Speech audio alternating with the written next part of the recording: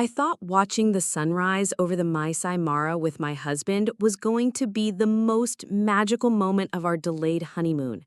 Standing there on the observation deck of our luxury safari lodge, David's arm around my waist as we watched elephants move gracefully across the golden savanna below, I felt like the luckiest woman alive. The air was crisp with that distinctive African morning chill, filled with the sounds of awakening wildlife and the distant calls of Maasai herders. Before we jump back in, tell us where you're tuning in from. And if this story touches you, make sure you're subscribed, because tomorrow I've saved something extra special for you.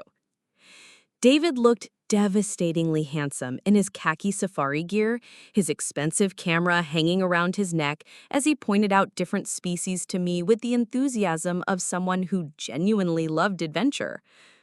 "This is exactly what we dreamed about, Rachel," he whispered against my ear, his voice warm with what I believed was pure contentment. "Just you and me experiencing the wonders of the world together." I should have known that when someone's performance is that perfect, when every gesture feels like it's been rehearsed, there's usually an audience you can't see and a script you haven't read. 3 months earlier, I had been Rachel Martinez, wildlife photographer and travel blogger, standing in the Columbia River Gorge saying "I do" to the man I thought would be my partner in every adventure life could offer. The wedding had been intimate but breathtaking, with 75 of our closest friends and family gathered among the towering evergreens and cascading waterfalls of the Pacific Northwest. David Chen looked like he'd stepped out of a magazine in his perfectly tailored charcoal suit, his black hair styled just right, and that smile that had first caught my attention at a wildlife photography exhibition in Portland 2 years earlier. He'd approached me while I was setting up my display of African wildlife shots, claiming he was captivated by my photograph of a lioness protecting her cubs. "You've captured something incredible here," he'd said, studying the image with genuine appreciation. The maternal instinct, the fierce protection, the raw beauty of nature. It's like you can see into the soul of these magnificent creatures. I'd been immediately drawn to his intelligence and apparent passion for conservation. David worked as a corporate finance manager at Morrison & Associates, a prestigious investment firm in Seattle, but he spoke about wildlife and environmental protection with an enthusiasm that made my heart race. During our courtship, he'd supported my photography career with unwavering encouragement, helping me plan expedition budgets, researching locations for my next shoots, and even contributing to my equipment fund when I wanted to upgrade to professional-grade telephoto lenses. "Your talent deserves the best tools available," he'd insisted when I hesitated about the expense. "I believe in your vision, Rachel, and I want to help you share it with the world." Our relationship had developed with the kind of intensity that romance novels are written about. David was attentive without being clingy, supportive without being controlling, and adventurous without being reckless. He'd surprise me with weekend trips to photograph coastal wildlife, had learned the names of all my favorite species, and even started reading conservation journals so he could engage meaningfully with my passion. When he proposed during a sunset hike in the Cascading Mountains, pulling out a vintage Art Deco ring that had belonged to his grandmother, I felt like I was living in a fairy tale. "Rachel Martinez," he'd said, dropping to one knee with the golden light painting everything magical around us, "will you marry me and let me spend the rest of my life supporting your dreams while we create new adventures together?" The inheritance from my father had become available just 2 weeks before our wedding. Dad, Miguel Martinez, had built a successful real estate development company from nothing, working 18-hour days to create the kind of generational wealth that could give his only daughter the freedom to pursue her artistic passions without financial worry. When he passed away from a sudden heart attack the year before I met David, he'd left everything in a trust that would become fully accessible upon my marriage or my 30th birthday, whichever came first. The $2.5 million represented not just financial security, but my father's belief that I would choose a partner who would honor both his memory and my independence. David had been incredibly supportive during the complex process of accessing the inheritance funds. He'd connected me with financial advisors at his firm, helped me understand the legal paperwork, and insisted that we keep our finances completely separate so I would never feel like he had any claim to my father's legacy. "This is your inheritance, Rachel," he'd said firmly when I suggested we might open joint accounts after the wedding. "Your father worked his entire life to give you this gift, and I would never dream of complicating that." His respect for my independence had only made me love him more, and I'd felt incredibly grateful to have found a man who understood that true partnership meant supporting each other's individual strengths rather than merging into some generic coupled identity. Planning our African safari honeymoon had been David's idea, inspired by my photography portfolio and his claimed desire to see the wildlife I'd been capturing through my lens for years. "I want to experience Africa the way you see it," he explained while showing me brochures for luxury safari lodges across Kenya and Tanzania. "I want to understand what draws you to these incredible creatures, and I want to document our journey together." The 3-week ultimate African adventure package at Acacia Ridge Safari Lodge was expensive, nearly $85,000 for the full experience. But David had encouraged me to spare no expense. "This is a once-in-a-lifetime opportunity," he insisted. "Your father would want you to experience the world in style, and we can afford to do this right." I'd been so touched by his enthusiasm for my passion that I happily used my inheritance funds to book the deluxe package. The lodge was situated in one of the most spectacular locations in the Maasai Mara, with private luxury tents overlooking the Mara River, world-class dining, and exclusive access to some of the most pristine wildlife viewing areas in East Africa. Preparing and narrating this story took us a lot of time, so if you are enjoying it, subscribe to our channel. It means a lot to us. Now back to the story. Each tent was essentially a 5-star hotel room with canvas walls, featuring king-size beds with Egyptian cotton linens, marble bathrooms with clawfoot tubs, and private decks with panoramic views of the endless savanna. The lodge employed expert Maasai guides who knew every animal migration pattern, every watering hole, and every secret spot where photographers could capture once-in-a-lifetime shots. Our first few days at Acacia Ridge had been everything I dreamed they would be. We'd awakened each morning before dawn to the sounds of the African bush coming alive, sharing coffee on our private deck while watching the sunrise paint the landscape in shades of gold and crimson. David had been the perfect safari companion, genuinely excited by every animal sighting, patient during long photography sessions, and endlessly romantic in ways that made me feel like the most cherished woman in the world. He'd commissioned the lodge chef to prepare special picnic lunches for our extended game drives, had arranged for champagne to be served during sunset viewing sessions, and had even learned basic Swahili phrases to communicate with our guides. Joseph and Becky, the lodge manager, had taken a special interest in ensuring our honeymoon was perfect. A tall, dignified man in his 50s with an encyclopedic knowledge of the ecosystem and its inhabitants, Joseph had personally guided many of our excursions and had become invested in helping me capture the perfect wildlife photographs. "Madam Rachel," he would say in his warm, accented English, "today we will find the leopard family that has been hunting near the escarpment. The light will be perfect for your camera in about 2 hours."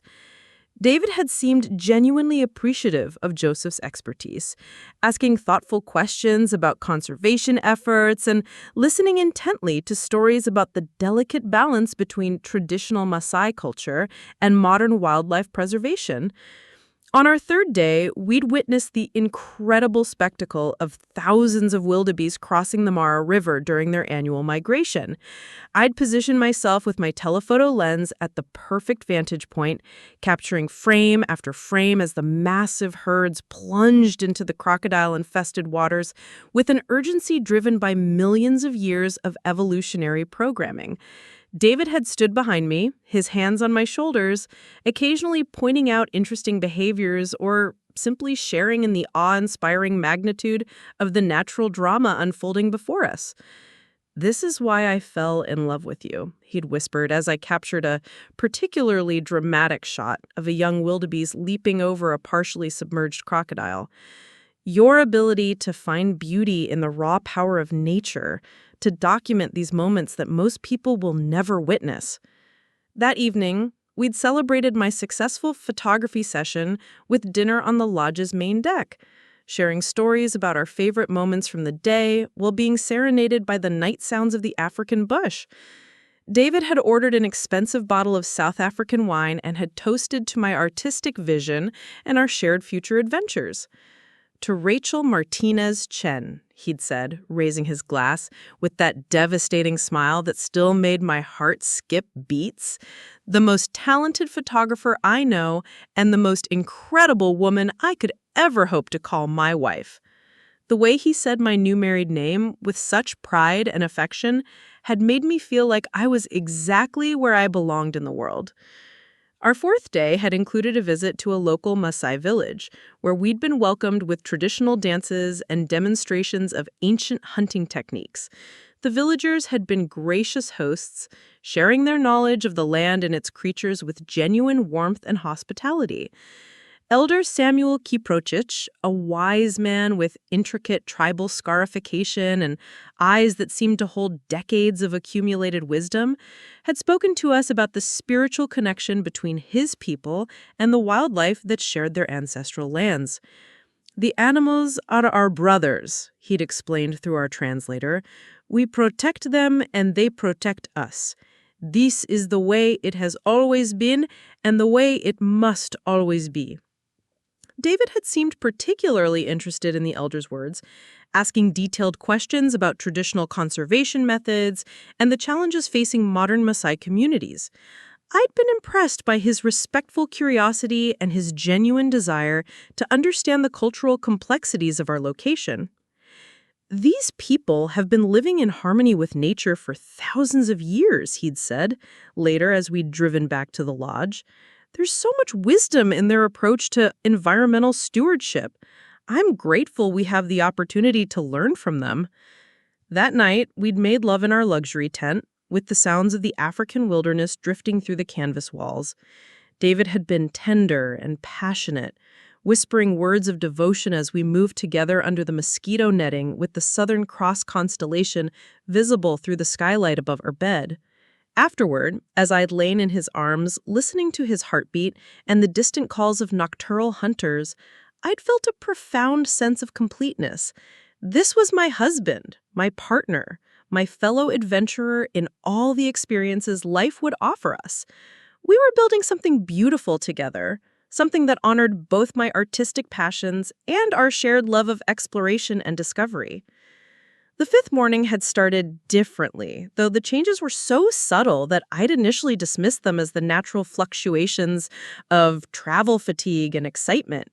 David had awakened before me, which was unusual since I was typically the early riser, and I'd found him on our deck with his phone pressed to his ear, speaking in low, urgent tones that stopped abruptly when he noticed me approaching. "Sorry, honey," he said, quickly ending the call and slipping the phone into his pocket.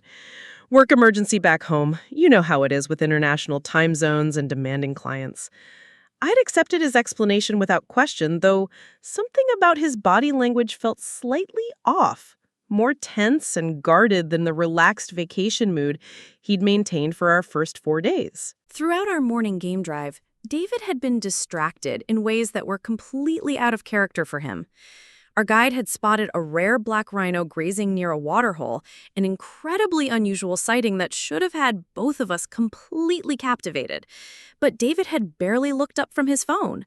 When I'd excitedly called his attention to the magnificent creature and started photographing frantically, he'd seemed almost annoyed by my enthusiasm.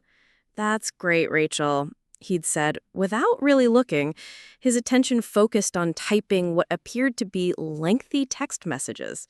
"Make sure you get some good shots." During our lunch break at a scenic overlook, David had excused himself to make another phone call, walking far enough away that I couldn't hear his conversation, but close enough that I could see his animated gestures and tense posture. When he'd returned to our picnic table, he'd claimed the call was about an urgent client situation that required his input, but his explanation had felt rehearsed and vague. "I'm sorry this is intruding on our honeymoon," he'd said, though his tone suggested he was more frustrated with me for noticing than genuinely apologetic about the disruption. "You know how demanding this industry can be. Sometimes international markets don't respect vacation schedules."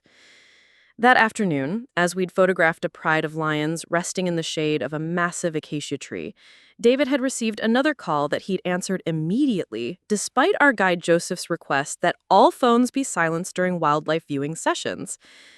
I'd watched in growing confusion as my husband had walked away from our vehicle, speaking in hushed but clearly agitated tones, while the lions provided the kind of photography opportunities I traveled thousands of miles to capture. When he'd finally returned, nearly 20 minutes later, the lions had moved on and the perfect lighting had changed. "I'm really sorry about that," he'd said, but his apology had felt perfunctory rather than sincere. "This deal is just reaching a critical phase, and my input is essential." By evening, David's mood had shifted to something I'd never seen before in our relationship. He'd been quiet during dinner, checking his phone constantly, and responding to my attempts at conversation with distracted one-word answers. When I'd tried to share my excitement about the day's photography successes, he'd seemed almost irritated by my enthusiasm. "That's nice, Rachel," he'd said without looking up from his screen. "I'm sure your followers will love the posts." The casual dismissal of my passion, something he'd always celebrated and supported, had stung more than I'd wanted to admit. That night, for the first time since our arrival in Africa, David hadn't initiated any physical intimacy. He'd claimed exhaustion from the long days and early mornings, which had seemed reasonable enough, but something about his withdrawal had felt deliberate rather than natural. When I'd tried to cuddle against him as we'd always done, he'd shifted away, claiming he was too warm and needed space to sleep properly. I'd lain awake for hours, listening to the night sounds of the African bush and trying to understand why my perfect husband seemed to be pulling away from me during what should have been the most romantic trip of our lives. The sixth morning had brought changes that were impossible to ignore or rationalize away. David had been fully dressed and ready to leave when I'd awakened, standing by the tent's entrance with his day pack and camera gear, checking his watch with obvious impatience. "We need to get moving," he'd said when I'd stretched and smiled good morning. "Joseph has arranged a special photography expedition to a remote area where tourists rarely go. It's a long drive, and we need to leave early to make the most of the lighting." His enthusiasm had seemed forced, more like someone following a script than someone genuinely excited about adventure. During breakfast, David had been unusually insistent about the day's itinerary, brushing aside my suggestions about alternative activities and emphasizing the unique opportunity we'd been offered.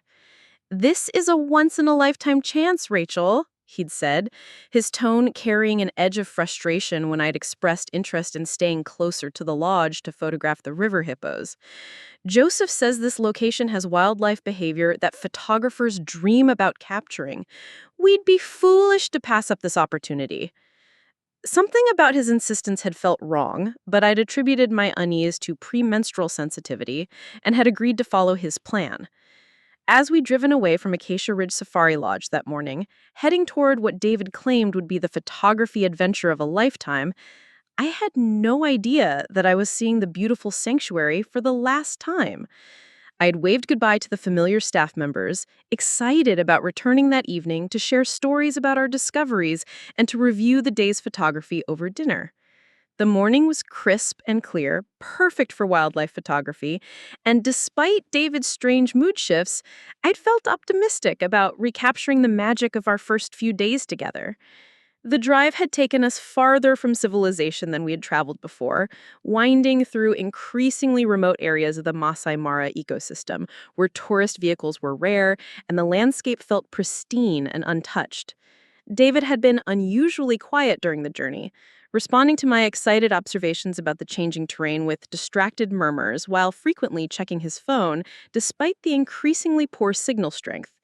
When I'd asked him about the specific location we were heading toward, he'd been vague, claiming that Joseph had recommended keeping the exact coordinates secret to preserve the exclusivity of the experience. 2 hours into our drive, we'd stopped at what David had described as the perfect photography location. A vast expanse of golden savanna dotted with acacia trees and bordered by rocky outcroppings that provided excellent vantage points for wildlife observation. The area had been breathtakingly beautiful, exactly the kind of pristine African landscape that made my photographer's heart sing. But something about the complete isolation had made me slightly uncomfortable. There were no other vehicles visible in any direction, no signs of human presence beyond the rough track we'd followed to reach this remote spot. "This is incredible," I'd said, setting up my camera equipment while David had busied himself with unloading our supplies from the vehicle. "I can already see several species moving in the distance. This is going to be an amazing day for photography." David had agreed with what seemed like genuine enthusiasm, helping me organize my gear and pointing out interesting rock formations that might provide good shooting positions. For a moment, his earlier strange behavior had seemed to disappear, replaced by the supportive partner I'd fallen in love with. But as the morning had progressed, I'd begun to notice details that didn't quite add up to the story David had told me about our destination. The first thing that struck me as odd was how familiar David seemed with the terrain, despite claiming this was his first visit to this remote area. While I struggled to navigate the uneven ground with my heavy camera equipment, he moved with the confidence of someone who had walked these paths before, leading me towards specific vantage points without any hesitation or consultation of maps. When I commented on his sure-footedness, he brushed off my observation with a casual laugh. "I guess I'm just naturally good at reading landscapes," he said. But something in his tone suggested he was working harder than usual to sound nonchalant. The second red flag came when David insisted we split up to cover more photographic ground. Throughout our entire relationship, he had always preferred to stay close during our adventures, claiming he loved watching me work and learning about photography techniques. But now he was suggesting we take opposite sides of a large, rocky outcropping, arguing that we could capture more diverse shots if we approach the wildlife from different angles. "You take the eastern approach where the morning light is better," he suggested, already shouldering his pack and moving away from me. "I'll circle around to the western side and see what's happening near those water sources. We can meet back here in a couple of hours and compare our findings." I had agreed reluctantly, partly because his reasoning made sense from a photography perspective, and partly because I didn't want to seem clingy or dependent. David had always respected my professional independence, and I didn't want to suddenly start acting like I couldn't handle a few hours of solo shooting. As I watched him disappear around the massive rocks with his own camera gear, I felt a strange flutter of anxiety that I couldn't quite explain. Something about the way he had avoided eye contact while outlining our separate routes had felt wrong. But I pushed the feeling aside and focused on setting up my equipment in what appeared to be an excellent position for wildlife observation. The photography that morning was spectacular. I managed to capture an incredibly rare sequence of a cheetah family teaching their cubs to hunt. Frame after frame of pure predatory grace and familial cooperation that would have made any wildlife photographer weep with joy. A small herd of elephants had also wandered into range, including a playful baby who kept trying to spray water from a nearby stream onto its siblings, while the protective mothers watched with what appeared to be amused tolerance. I was completely absorbed in my work, moving carefully between different shooting positions to capture the best angles, while being mindful not to disturb the natural behaviors I was documenting. It wasn't until the sun reached its peak intensity around midday that I realized David should have returned to our meeting point. I packed up my equipment and made my way back to the spot where we had separated, expecting to find him waiting with his own stories about successful animal encounters. But the area was empty, except for the wind moving through the grass and the distant calls of birds that provided the constant soundtrack of the savanna. I checked my watch and realized that nearly 4 hours had passed since we had split up. Far longer than the 2 hours David had originally suggested. Initially, I assumed he had simply become as absorbed in his photography as I had been in mine. David had developed a genuine appreciation for wildlife observation during our safari, and it would have been perfectly natural for him to lose track of time while following an interesting animal behavior or waiting for the perfect shot.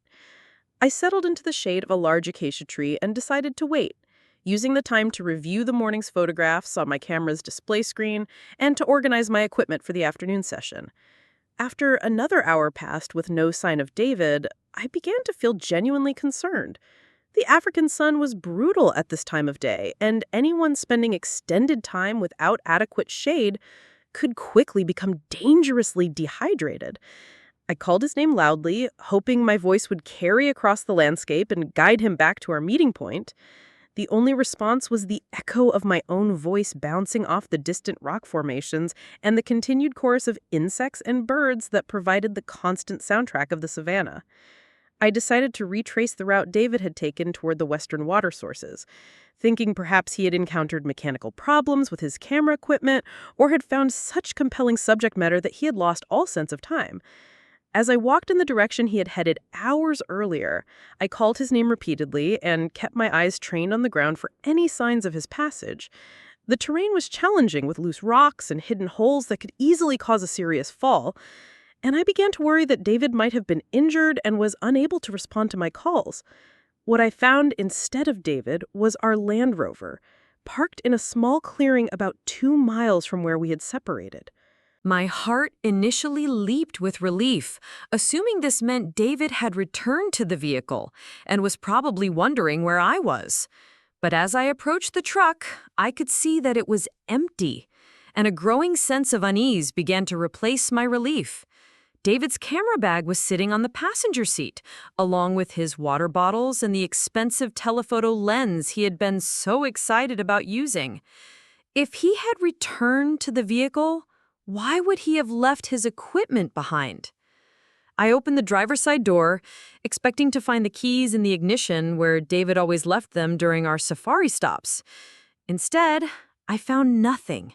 The keys were gone, and a quick search of the vehicle revealed that David had also taken the emergency satellite phone that Joseph had insisted we carry for safety purposes. My day pack, with my own water and emergency supplies, was still in the back seat where I had left it, but David's personal gear was nowhere to be found. Standing beside our stranded vehicle in the middle of the vast African wilderness, I began to piece together a picture that my mind desperately wanted to reject. David hadn't become lost or injured during a photography expedition. He had deliberately driven our vehicle to this remote location and then had taken the keys and communication equipment before disappearing. The realization hit me like a physical blow, making my knees weak and my vision blur with shock and disbelief.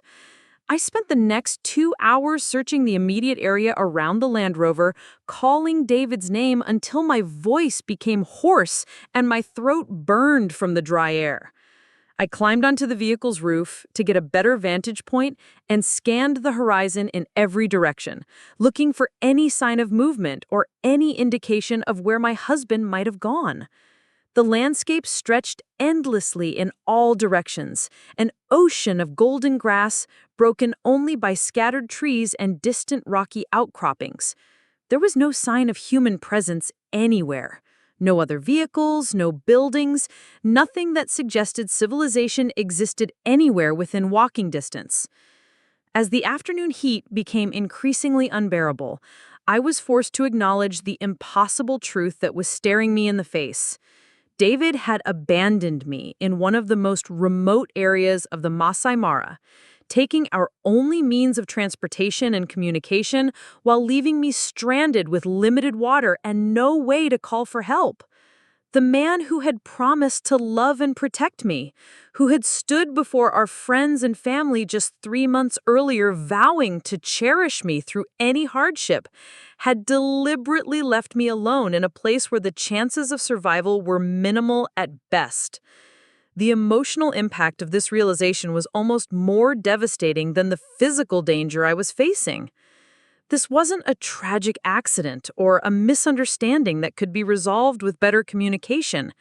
This was a calculated betrayal that had been planned in advance, executed with cold precision while I had been completely unaware of the trap closing around me. Every loving gesture David had made that morning, Every concerned question about my photography plans, every kiss goodbye when we had separated to explore different areas, had been part of an elaborate performance designed to position me exactly where he wanted me to be. I tried to make sense of what could possibly motivate someone to abandon their spouse in such a dangerous situation. David and I had never had serious fights, never discussed divorce, never shown any signs of the kind of marital problems that might drive someone to such extreme measures. Our relationship had seemed solid and loving right up until his strange behavior had begun just days earlier. Even if he had decided he wanted to end our marriage, there were legal and civilized ways to handle such situations that didn't involve attempted murder in the African wilderness. As the sun began its descent toward the horizon, painting the sky in shades of orange and red that would have been breathtakingly beautiful under different circumstances, I forced myself to focus on immediate survival rather than trying to understand David's motivations. The African bush at night was filled with predators that viewed humans as potential prey, and I needed to find adequate shelter and security before darkness fell. The Land Rover would provide some protection from large animals, but it would also trap me in a confined space with no escape routes if something went wrong. I gathered all the supplies I could find in the vehicle, which thankfully included my day pack with 2 water bottles, some energy bars, a basic first aid kit, and emergency blanket. David's abandoned camera bag contained additional batteries and memory cards, but nothing useful for survival purposes. I also found a small toolkit under the driver's seat and a tire iron that could potentially serve as a weapon if necessary. The fuel gauge showed that the tank was nearly full, which seemed like a cruel irony since I had no way to start the engine without the keys. Using the remaining daylight, I climbed onto the Land Rover's roof again to take careful note of the surrounding geography, trying to memorize landmarks that might help me navigate if I decided to attempt walking to safety. To the east, I could see what appeared to be a range of hills or escarpment that might indicate the edge of the reserve boundary. To the north, there was a line of larger trees that could suggest the presence of a permanent water source. To the west and south, the landscape appeared to stretch endlessly with no distinguishing features that might indicate human presence or natural resources. The first night alone in the wilderness was a terrifying education in just how vulnerable humans are when stripped of technology and civilization. I locked myself inside the Land Rover as darkness fell, listening to the symphony of night sounds that had seemed romantic and exotic when experienced from the safety of our luxury safari lodge. Now those same sounds took on sinister meanings, as my imagination conjured images of lions circling the vehicle, hyenas testing for weaknesses, and other predators evaluating whether the strange metal creature in their territory might contain something edible. Sleep came in brief, fitful intervals interrupted by every new sound and movement outside the vehicle. At one point, I was awakened by heavy breathing and the sound of something large moving around the Land Rover's exterior. Through the windows, I could see nothing but darkness, but the rhythmic pattern of the breathing suggested a large predator, possibly a lion or leopard, investigating this unusual addition to its territory.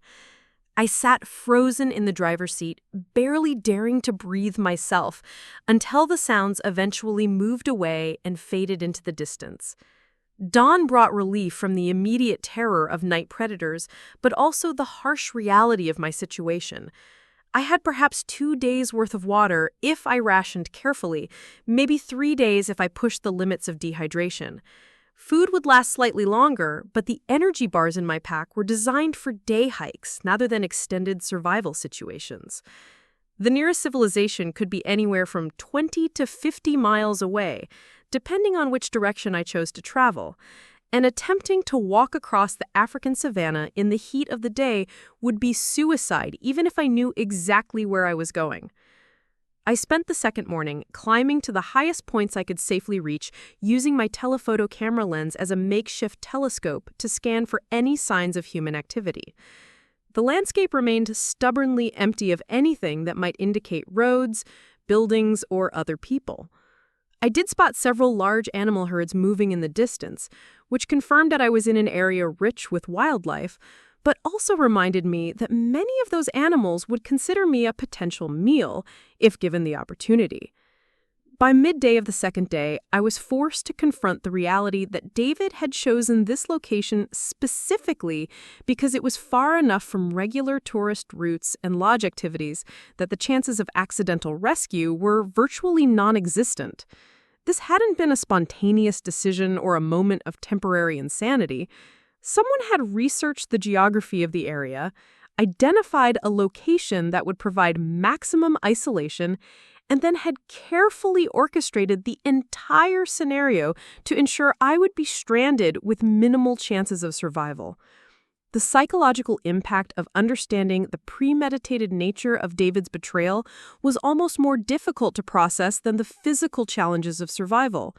This was the man who had held me while I cried over my father's death, who had encouraged my photography career even when it meant spending our weekends traveling to remote locations, who had made love to me with apparent passion and tenderness just days earlier. How was it possible for someone to maintain such an elaborate facade of love and devotion while simultaneously planning to murder their spouse in one of the most brutal ways imaginable? I began to wonder how long David had been planning this betrayal, whether our entire relationship had been built on lies and manipulation designed to achieve some goal I couldn't yet understand. Had he ever genuinely cared for me, or had I been nothing more than a mark in some elaborate con game that was only now reaching its violent conclusion? The questions tormented me, almost as much as the physical discomfort of dehydration and the constant fear of predators. On the afternoon of the second day, as I rationed my remaining water and tried to decide whether to attempt walking toward what might be the reserve boundary, I discovered something that changed my understanding of the situation entirely. While searching through the Land Rover's glove compartment for anything that might be useful, I found a folded piece of paper tucked behind the vehicle registration documents. It was a hand-drawn map showing the route from Acacia Ridge Safari Lodge to my current location, with detailed notes about timing, distance, and what appeared to be alternative escape routes. The map was in David's handwriting, complete with annotations about fuel consumption, travel time, and even notes about the best time of day to avoid detection by other safari vehicles. At the bottom of the page, written in his neat corporate penmanship, was a note that made my blood freeze. Emergency extraction point GPS coordinates, 1 degree south, 35 degrees east, confirm pickup arrangements 48 hours after deployment. This wasn't an abandoned wife in a moment of rage or temporary insanity. This was a carefully planned operation with backup plans and predetermined extraction points. The existence of the map meant that David had not only planned to abandon me, but had also arranged for his own rescue from this remote location. Someone else was involved in this scheme, someone with the resources and knowledge to coordinate a pickup from GPS coordinates in the middle of the African wilderness. David hadn't walked away from our stranded vehicle to die in the bush alongside me. He had walked to a predetermined meeting point where accomplices were waiting to extract him safely while leaving me to face the deadly consequences of his betrayal.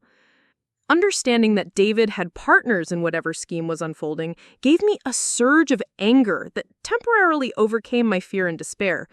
This wasn't just a domestic dispute that had escalated beyond reason.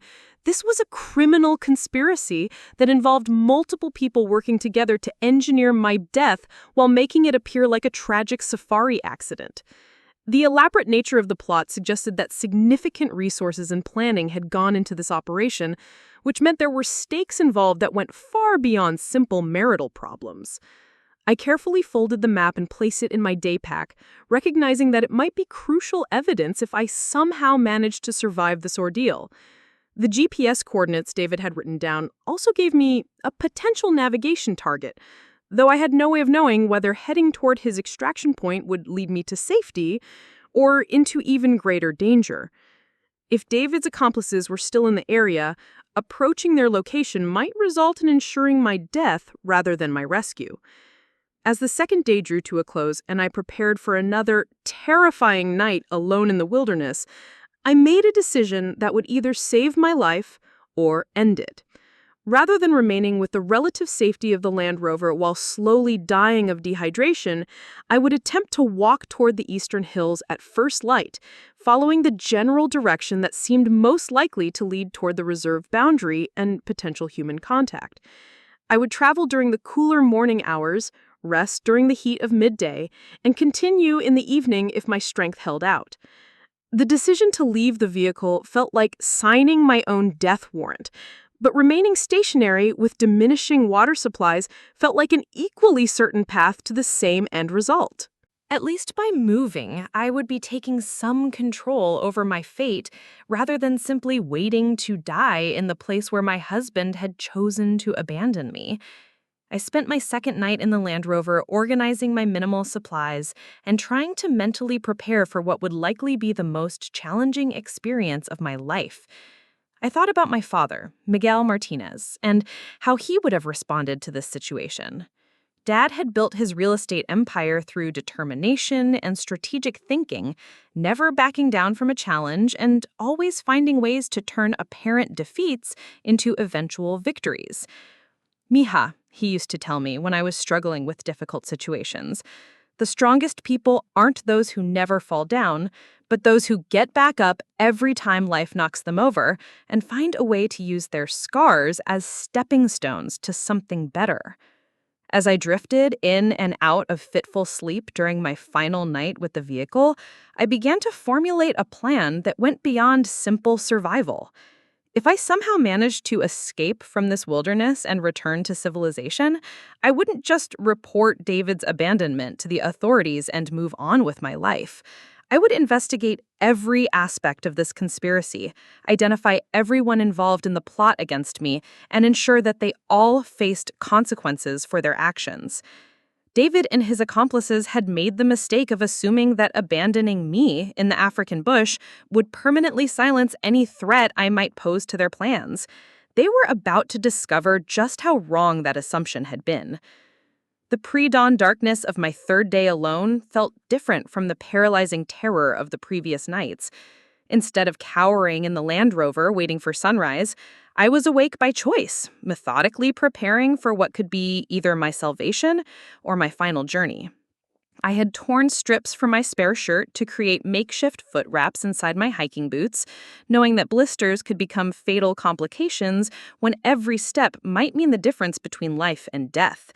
My remaining water had been carefully divided between my 2 bottles, with one designated for morning consumption and the other reserved for the critical afternoon hours, when dehydration would become my greatest enemy. As the first pale light began to paint the eastern horizon, I took one last look around the interior of the vehicle that had been my shelter and prison for the past 2 days.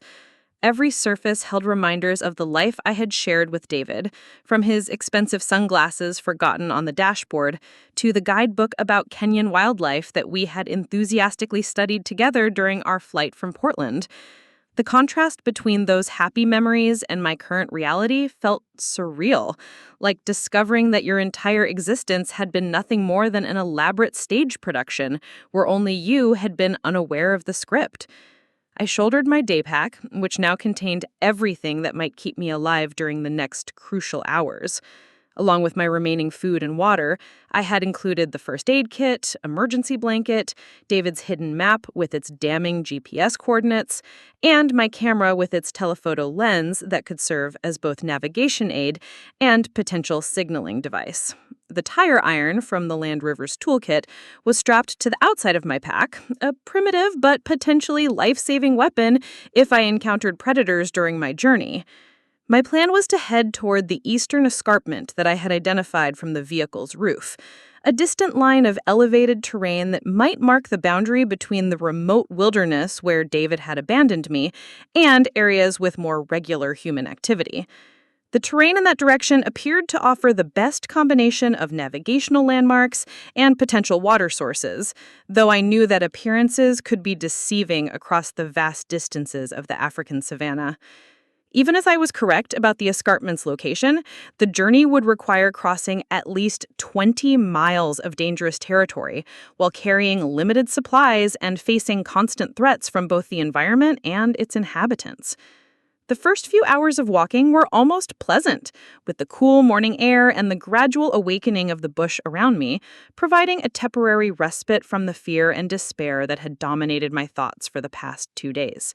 I made good time across the relatively flat terrain, stopping frequently to check my compass bearing and to scan the horizon for potential obstacles or threats. The photography skills that had brought me to Africa in the first place proved invaluable for navigation, as I was accustomed to studying landscapes carefully and noting subtle changes in terrain, vegetation, and light that could indicate important geographic features. As the sun climbed higher and the temperature began to rise toward the punishing levels of midday, I encountered my first serious obstacle in the form of a large pride of lions resting in the shade of a cluster of acacia trees directly across my intended path. There were at least 12 adults visible along with several cubs, and their positioning made it impossible to detour around them without adding significant distance to my journey. Lions typically avoid confrontations with humans, but a pride with young cubs can be unpredictably aggressive, especially if they perceive a threat to their offspring. I crouched behind a termite mound about 300 yards from the pride, using my camera's telephoto lens to study their behavior and tried to determine the best strategy for getting past them safely.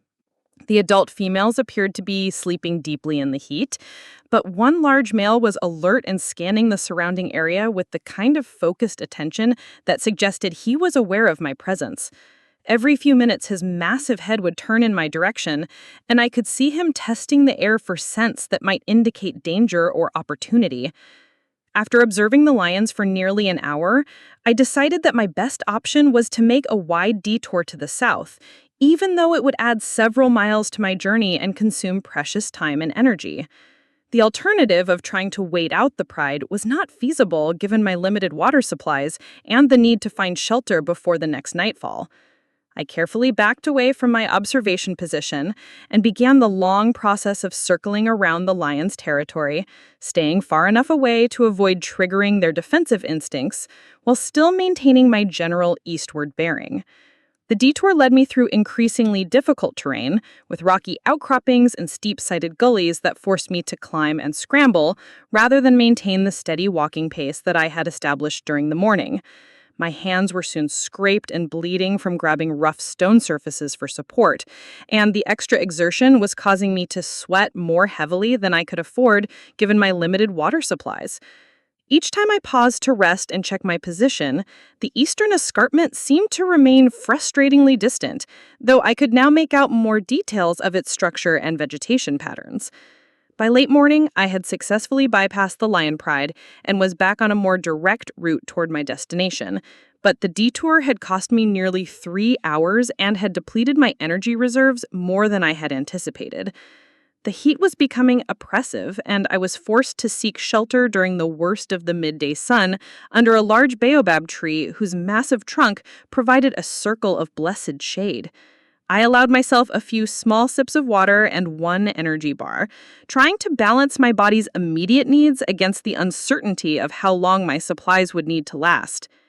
While resting in the shade, I became aware of movement in the distance that made my heart race with a mixture of hope and terror. A small herd of Cape buffalo was moving slowly across the landscape about a mile to the north, their dark forms clearly visible against the golden grass. Buffalo were among the most dangerous animals in Africa, responsible for more human deaths than lions or leopards, but their presence also indicated that there was water somewhere in the area. Where buffalo grazed, there were usually seasonal streams or permanent water sources that could mean the difference between life and death for someone in my situation. The temptation to investigate the potential water source was almost overwhelming, but I forced myself to consider the risks carefully before making any decisions. Cape buffalo have excellent hearing and will aggressively defend their access to water, especially during the dry season when sources are scarce. Approaching their watering area could result in a deadly encounter with animals that weigh over a ton and can run faster than any human. On the other hand, finding water could extend my survival time significantly and give me the resources needed to continue my journey toward potential rescue. I decided to compromise by altering my route slightly to parallel the buffalo herd's movement from a safe distance, hoping to identify their destination without getting close enough to trigger a defensive response. This strategy proved successful when, after another hour of careful stalking, I was able to observe the herd descending into a shallow valley where the darker green vegetation clearly indicated the presence of water. Using my telephoto lens, I could see the glint of sunlight reflecting off a small stream that wound through the valley floor, fed by springs that emerged from the rocky walls of the escarpment I was trying to reach. The water source was tantalizingly close, perhaps 2 miles from my current position, but reaching it would require crossing open ground where the buffalo could easily detect my approach. I spent another hour studying the herd's behavior patterns, noting how they moved between the water and their preferred resting areas in the shade of larger trees. Eventually, I identified a window of opportunity when the buffalo typically moved away from the stream to graze in areas farther up the valley, leaving the water source temporarily unguarded. My approach to the stream required every skill I had developed during years of wildlife photography, moving slowly and quietly while staying downwind of the buffalo and using available cover to mask my movements. The final 100 yards were the most terrifying, as I had to cross completely open ground while the nearest buffalo were grazing less than 300 yards away. Every step seemed to echo across the landscape, and I expected at any moment to hear the thunderous sound of hooves as the herd charged to defend their territory. But my patience and careful observation paid off, and I reached the stream without incident. The water was clear and cold, obviously fed by underground springs, and I drank deeply while filling both of my bottles and soaking my shirt to provide cooling during the afternoon heat. I also took the opportunity to clean my scraped hands and to refill my camera's memory cards with photographs of the valley and its inhabitants, documentation that might prove useful if I survived to tell my story. The return journey from the stream was even more nerve-wracking than the approach, as I was now carrying additional weight in the form of water and was moving through terrain I had not previously scouted. One of the buffalo cows had moved closer to the water during my visit, and I was forced to take a much longer route back to safe territory, crawling on my belly through tall grass for nearly half a mile to avoid detection. By the time I reached the edge of the valley and could resume normal walking, the afternoon was well advanced and I had used up most of the time I had allocated for travel during the cooler hours. The remainder of the afternoon was a grueling test of endurance, as I pushed myself to cover as much ground as possible before nightfall. The eastern escarpment was definitely closer now, and I could make out individual trees and rock formations that would provide landmarks for navigation.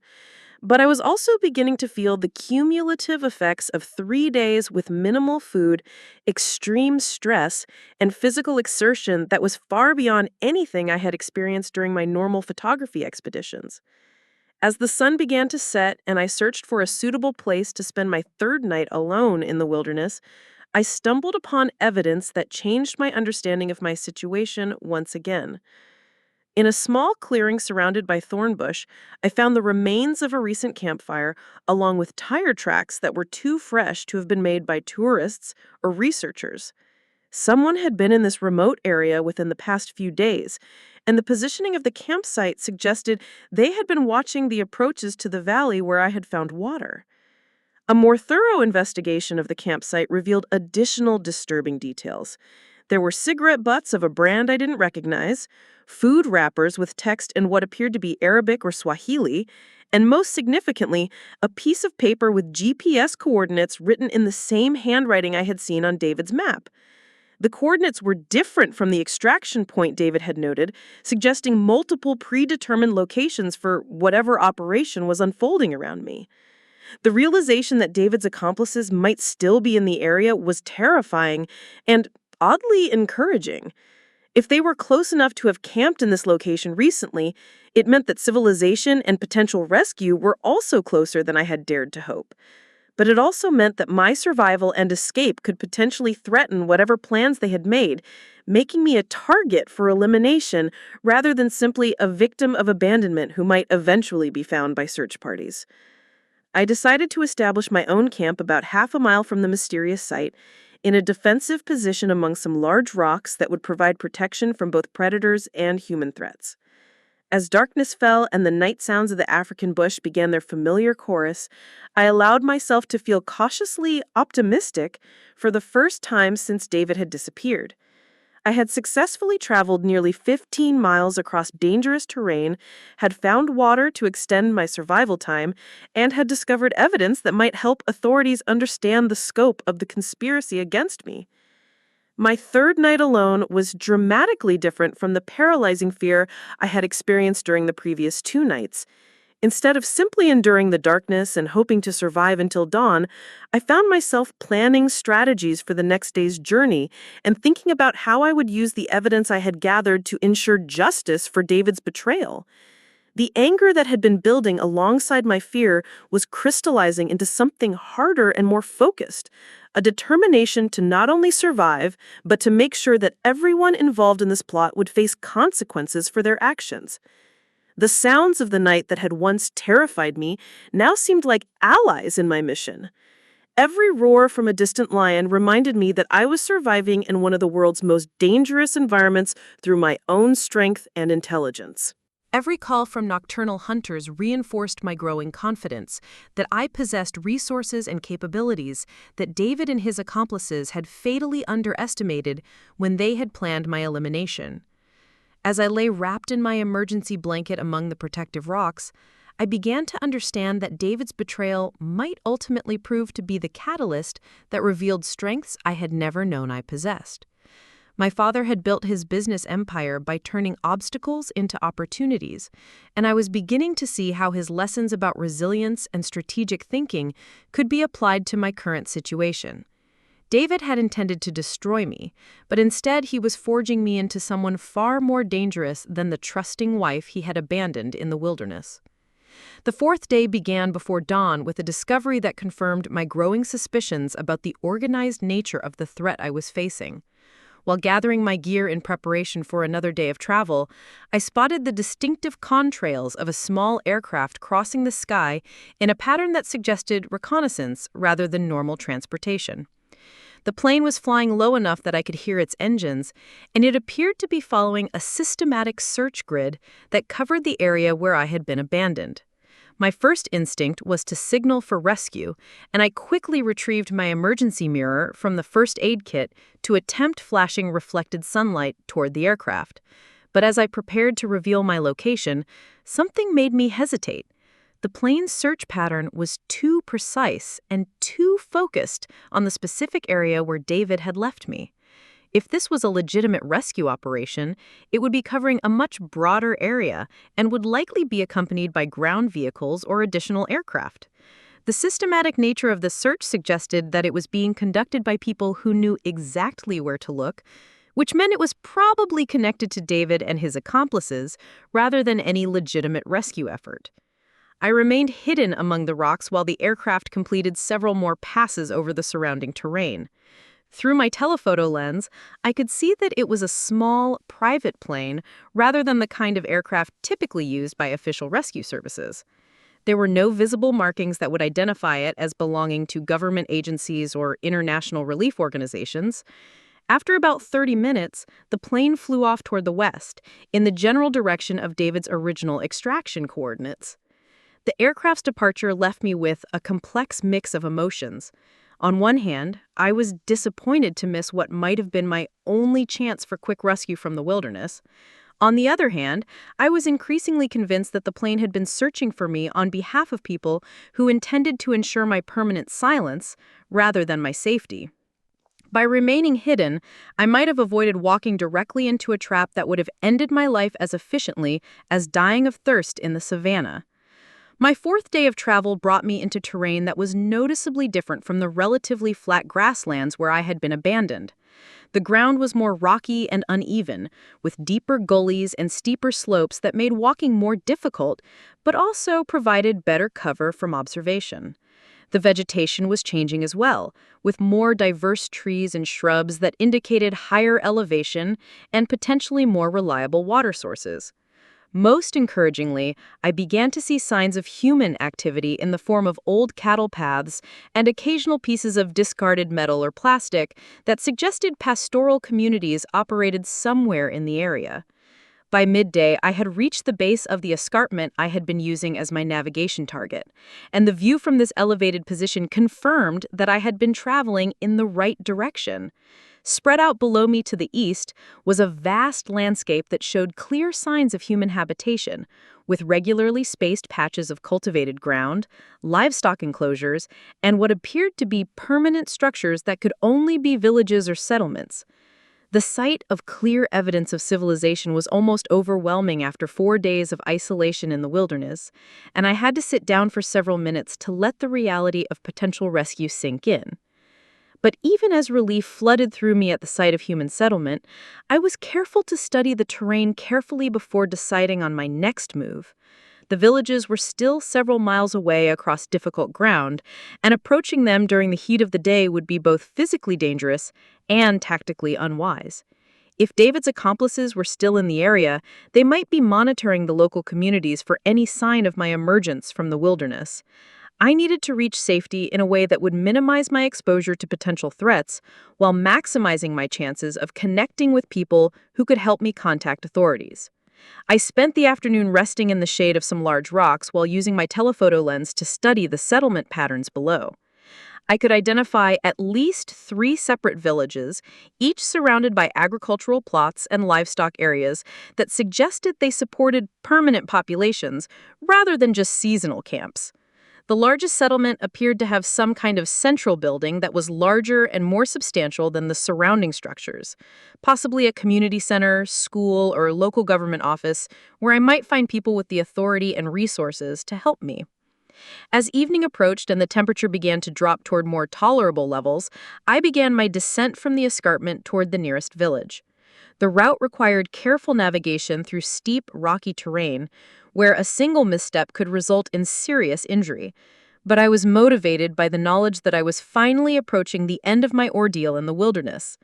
Each step brought me closer to safety, to communication with the outside world, and to the opportunity to begin seeking justice for David's betrayal.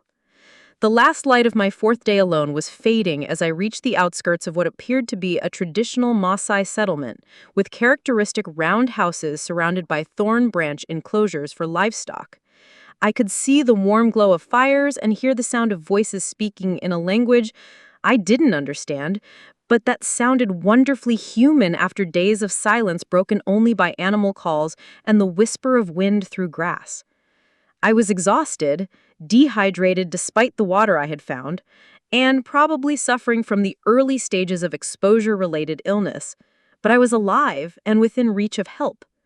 As I approached the village perimeter, trying to decide on the best way to announce my presence without startling anyone, I heard a sound that made my heart leap with gratitude and relief. Someone was singing in English, a Christian hymn that I remembered from my childhood, and the familiar melody seemed like a message of hope, cutting through the gathering darkness. I followed the sound toward its source and found myself approaching a small group of people gathered around a cooking fire outside one of the larger buildings.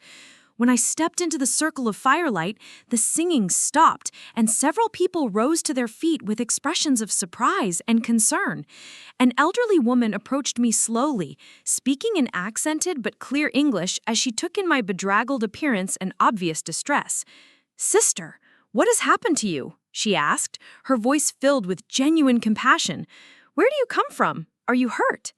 The simple human kindness in her voice, the first such kindness I had experienced since David's betrayal, broke down the emotional barriers I had been maintaining during my survival ordeal. I began to cry for the first time since discovering that my husband had abandoned me to die.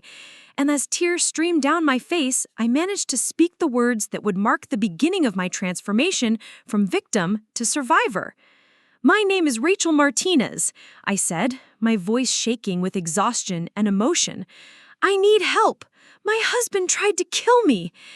The elderly Maasai woman who first approached me in the firelight was named Grace Wanjiku, and she would later tell me that my appearance that night reminded her of a lioness she had once seen limping back to her pride after surviving a hyena attack, wounded but unbroken, carrying herself with the dignity of someone who had faced death and refused to submit. Grace took charge of my rescue with the efficiency of someone accustomed to handling emergencies in remote areas where outside help could be days away. Within minutes of my collapse by their fire, she had organized the other villagers to provide food, clean water, and basic medical attention, while sending runners to alert the village elder and to contact the nearest government outpost with radio communication capabilities. Dr. Amara Okafor arrived at the village before dawn, having driven through the night from a medical clinic nearly 50 miles away after receiving word that a distressed foreign woman had emerged from the wilderness with claims of attempted murder. Dr. Okafor was a Kenyan physician who had trained in London before returning to serve rural communities, and her professional competence was matched by an intuitive understanding of trauma that went beyond medical textbooks. She examined my physical condition with gentle thoroughness while listening to my story with the kind of focused attention that made me feel heard and believed rather than dismissed as a hysterical tourist who had gotten lost on safari. While Dr. Okafor treated my dehydration, cuts, and exposure-related symptoms, Grace Wanjiku sat beside me translating my account into rapid Ma for the benefit of Elder Samuel Kiprotich, the community leader I had met during our village visit with David just days earlier. The irony of finding refuge with people David and I had visited as tourists was not lost on me, and Elder Kiprotich's grave expression as he listened to the translation suggested that he understood the significance of this connection. When Grace finished conveying my story, the elder spoke in measured English that carried the weight of traditional authority. "This man who calls himself your husband has committed crimes against our customs as well as your laws," Elder Kiprotich declared, his weathered face stern with disapproval. "No Maasai warrior would abandon his wife to face danger alone. Such behavior brings shame to all men and dishonor to the sacred bonds of marriage. You have found sanctuary among people who understand the value of protecting those who cannot protect themselves." The village's response to my situation went far beyond basic humanitarian assistance. Within hours of my arrival, Elder Kiprotich had contacted Detective Inspector Michael Davies, a British expatriate who served with the Kenyan police in the regional capital and specialized in crimes involving foreign nationals. Inspector Davies had extensive experience with insurance fraud cases and international criminal conspiracies, and something about the organized nature of David's abandonment plan immediately caught his professional attention. He arranged to meet with me at the medical clinic where Dr. Okafor had taken me for more comprehensive treatment. Inspector Davies turned out to be a methodical investigator who understood that my survival itself was evidence of a larger criminal scheme. During our first interview, he photographed David's hand-drawn map and the GPS coordinates I had discovered, immediately recognizing that the level of planning involved suggested professional criminal activity rather than a domestic dispute that had escalated out of control. When I described the reconnaissance aircraft I had observed and the recent campsite with Arabic text, his expression grew increasingly serious.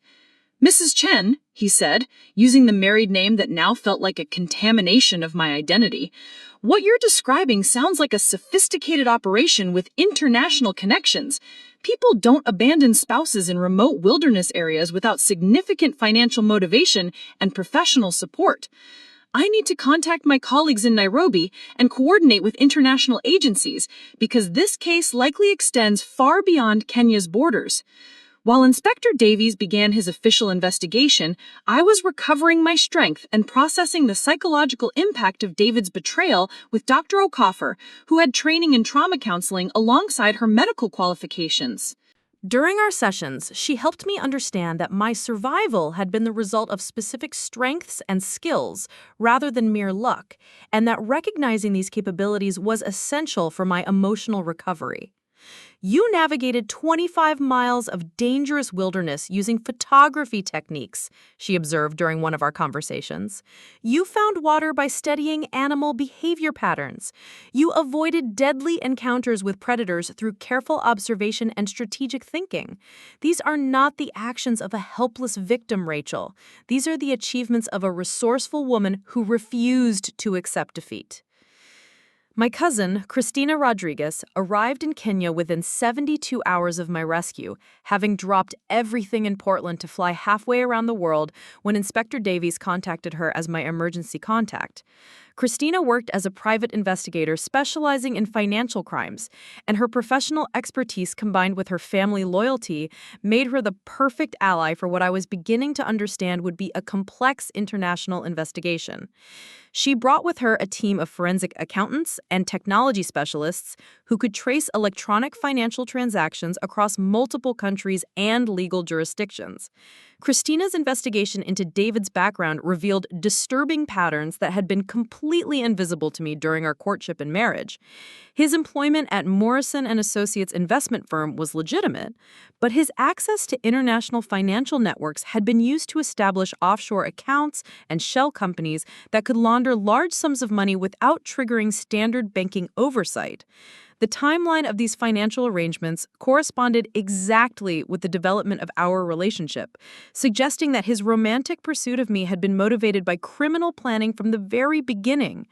Even more devastating was Christina's discovery that David had been systematically accessing my inheritance funds for months before our safari trip, using forged documents and electronic transfers that gradually moved money from my legitimate accounts into the criminal network he had established. The total amount stolen was nearly $2 million, far more than I had realized during our discussions about wedding expenses and honeymoon costs. David hadn't just planned to abandon me in the wilderness. He had been stealing my father's legacy throughout our entire marriage while maintaining the facade of a loving husband. The investigation also revealed the identity of David's primary accomplice. Samantha Williams was not simply an ex-girlfriend from business school, as David had occasionally mentioned, but an active partner in an international fraud operation that targeted wealthy individuals through romantic manipulation and identity theft.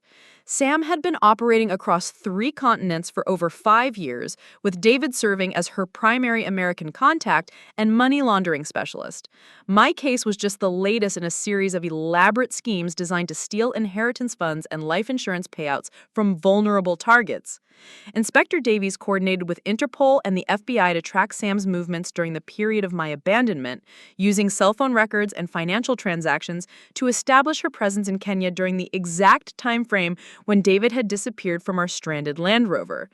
The reconnaissance aircraft I had observed was traced to a charter service that Sam had used to coordinate David's extraction from his predetermined GPS coordinates, confirming that the abandonment had been executed as part of a carefully planned operation with international logistics support. The evidence against David and Sam was overwhelming, but apprehending them required international cooperation and sophisticated surveillance techniques. David had fled Kenya immediately after abandoning me, using false travel documents to cross into Tanzania and then to fly to a non-extradition country where Sam had established safe houses for their criminal network. For several weeks, it appeared that they might escape justice entirely, protected by corrupt officials and the complexity of international law enforcement coordination. But their overconfidence proved to be their downfall. David and Sam assumed that my death in the wilderness would eliminate the primary witness to their crimes and that any eventual investigation would focus on a tragic safari accident rather than premeditated attempted murder. They continued operating their fraud network from their overseas sanctuary, targeting new victims and moving stolen money through the same financial channels that had been exposed by my survival and testimony. James Mitchell, the international attorney Christina had recruited to handle the legal aspects of my case, worked with law enforcement agencies across multiple countries to establish financial monitoring systems that could track David and Sam's continued criminal activities. Every transaction they made, every new victim they targeted, every movement of stolen funds through their network provided additional evidence that could be used to build an airtight case for prosecution. The breakthrough came when David and Sam attempted to access some of the money they had stolen from my inheritance, not realizing that those specific accounts had been flagged and were being monitored by international banking authorities. Their attempt to transfer funds triggered immediate alerts that pinpointed their location in a luxury resort in the Maldives, where they were apparently celebrating their successful elimination of a troublesome witness and planning their next criminal operation. The arrest operation was coordinated between Maldivian police, Interpol agents, and FBI representatives, with Inspector Davies participating as the primary investigating officer from the Kenyan side of the case. David and Sam were taken into custody while having breakfast on the resort's beach, still believing they had successfully murdered me and eliminated any threat to their criminal enterprise. The photograph of their shocked faces when they realized they were being arrested for my attempted murder rather than my accidental death became one of my most treasured possessions. David's expression when he learned that I had not only survived his abandonment but had orchestrated the investigation that led to his capture was a mixture of disbelief, rage, and grudging respect. During his interrogation, he admitted that he had severely underestimated my capabilities and resourcefulness, having viewed me as nothing more than a naive photographer who could be easily manipulated and disposed of when she was no longer useful. He never thought she had it in her to survive what I put her through, he told investigators, apparently still unable to understand that his betrayal had revealed strengths I didn't know I possessed. Sam was less forthcoming during her interrogation, maintaining her innocence and claiming that David had acted alone in planning my abandonment. But the electronic evidence was irrefutable, showing months of coordination between them in planning not just my elimination, but the systematic theft of my inheritance and the establishment of their post-crime escape plan. Her attempts to shift blame to David only strengthened the prosecution's case by demonstrating the premeditated nature of their conspiracy. The legal proceedings that followed were complex and emotionally draining, requiring testimony in multiple countries and coordination between different legal systems. But the evidence was so comprehensive and the crimes so clearly documented that both David and Sam eventually accepted plea agreements rather than face the possibility of life sentences for attempted murder and international financial crimes. David received 18 years in prison and was ordered to pay full restitution of the stolen funds plus punitive damages.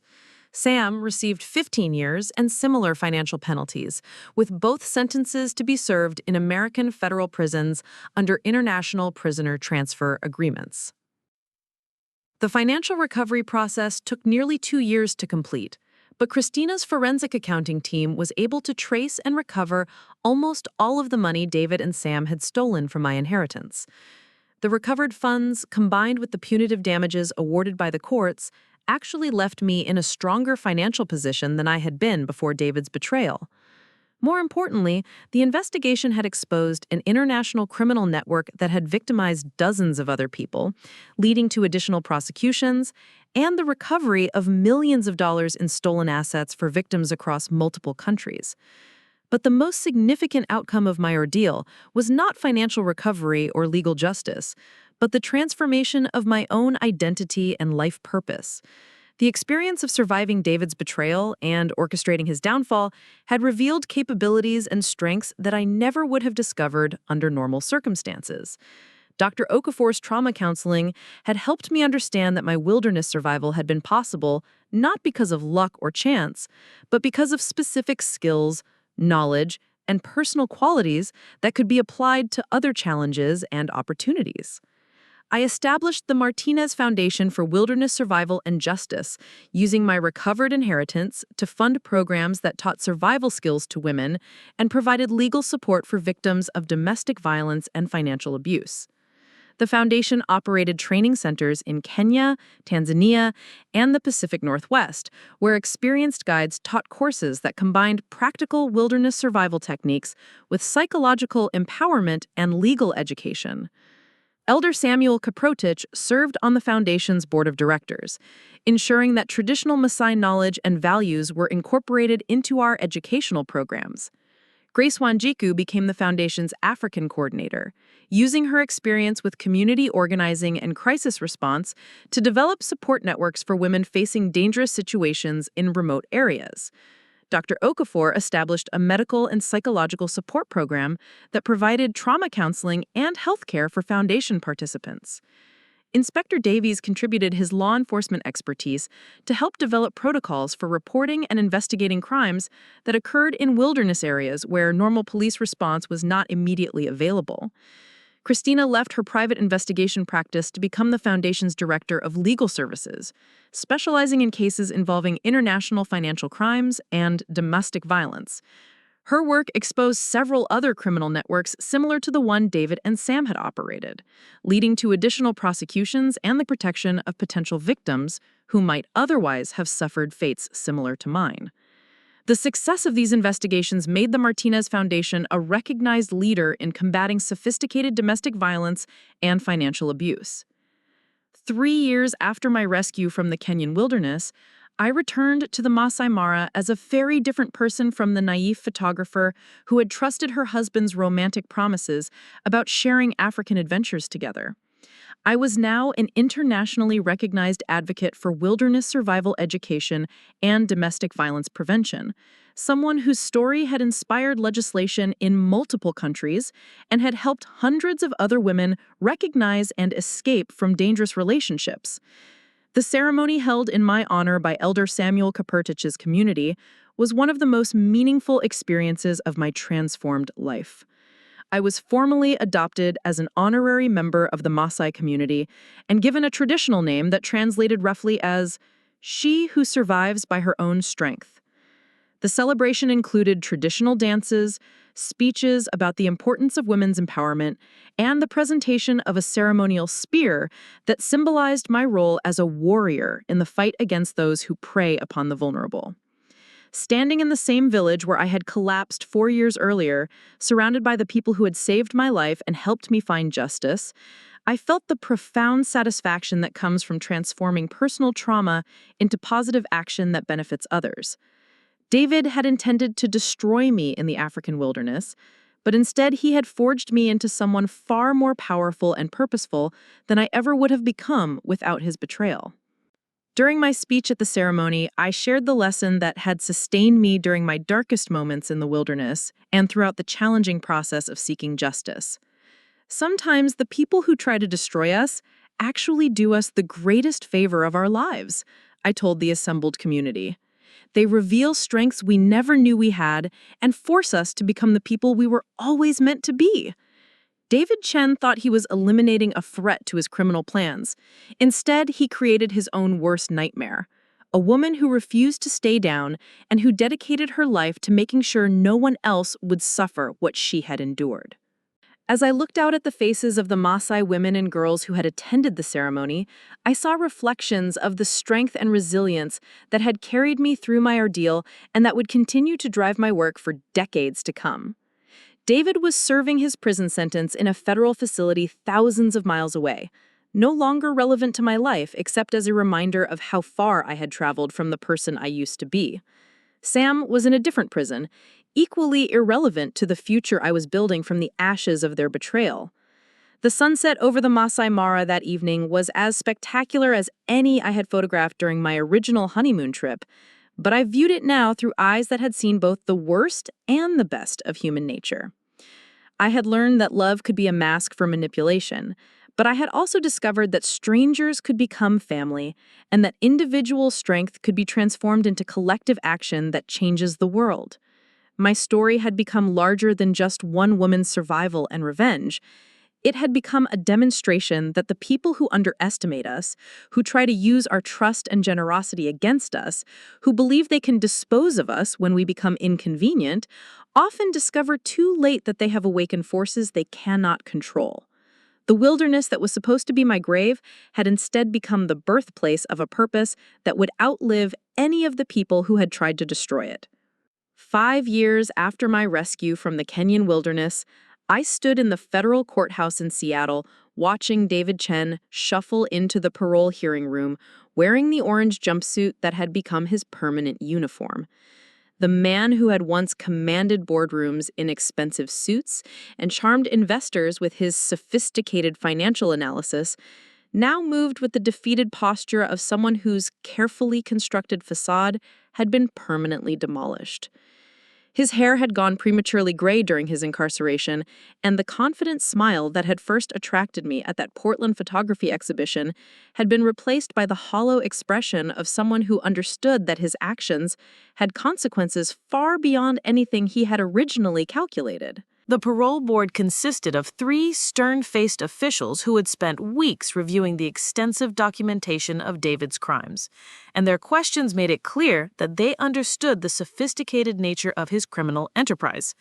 When asked about his plans for rehabilitation and community reintegration, David's responses were carefully rehearsed but lacked any genuine indication of remorse or understanding of the impact his actions had had on his victims. He spoke about financial crimes as if they were accounting errors rather than deliberate theft, and he described my abandonment in the wilderness as a mistaken judgment rather than attempted murder. Dr. Sarah Hamilton, the prison psychologist who had been working with David during his incarceration, testified that he continued to demonstrate narcissistic personality traits and showed little evidence of the kind of psychological transformation that would suggest genuine rehabilitation. Mr. Chen understands intellectually that his actions were criminal, she explained to the board, but he has not developed the emotional empathy that would prevent him from committing similar crimes if given the opportunity. He views his victims as objects that existed to serve his purposes, rather than as human beings deserving of respect and protection. When given the opportunity to address the parole board directly, I stood and delivered testimony that I had been preparing mentally for months. The woman who spoke in that courtroom was fundamentally different from the naive photographer who had trusted David's romantic promises about shared adventures and lifetime partnerships. 5 years of building the Martinez Foundation had transformed me into someone comfortable addressing international conferences, negotiating with government officials, and confronting criminals who thought they could intimidate or manipulate their way out of consequences. David Chen didn't just steal money from me, I told the parole board, my voice steady with conviction. He stole years of my life by making me question my ability to trust my own judgment about people and relationships. He stole my sense of safety in the world by demonstrating that someone could maintain a perfect facade of love while simultaneously planning my death. Most importantly, he stole my father's legacy by taking money that was meant to honor a man who spent his entire life building something positive and using it to fund criminal activities that harmed innocent people. I presented evidence of David's continued lack of genuine remorse by sharing excerpts from letters he had written to other inmates, letters that had been intercepted by prison officials and that revealed his continued belief that he was the victim of an unfair legal system, rather than a criminal who had received appropriate consequences for his actions. In these communications, David expressed frustration about being prosecuted for what he called standard business practices and complained that my survival had been an unlucky accident that had disrupted an otherwise perfect plan. The parole board also heard testimony from 3 other women who had been victimized by the international fraud network that David and Sam had operated. Maria Santos had lost her grandmother's life savings to a romantic scam orchestrated by one of their associates in Mexico. Jennifer Walsh had been manipulated into signing over her business assets to a charming partner who disappeared after stealing everything she had worked years to build. Linda Chen, who discovered that David had used her identical surname to create false identities, had spent 2 years clearing her credit history and reputation after his criminal activities were exposed. Each woman's testimony reinforced the pattern of sophisticated manipulation and calculated betrayal that characterized David's criminal methodology. He hadn't been a desperate person who had made poor decisions under pressure. He had been a predator who had systematically identified vulnerable targets, gained their trust through elaborate deceptions, and then had extracted maximum financial benefit before disposing them in ways designed to eliminate any possibility of consequences or accountability.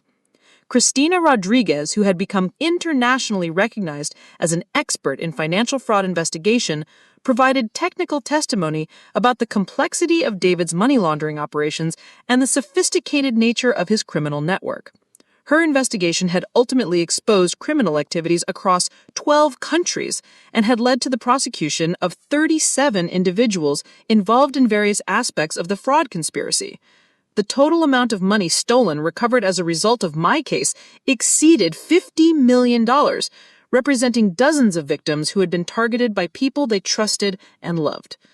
The parole board's decision was unanimous and swift.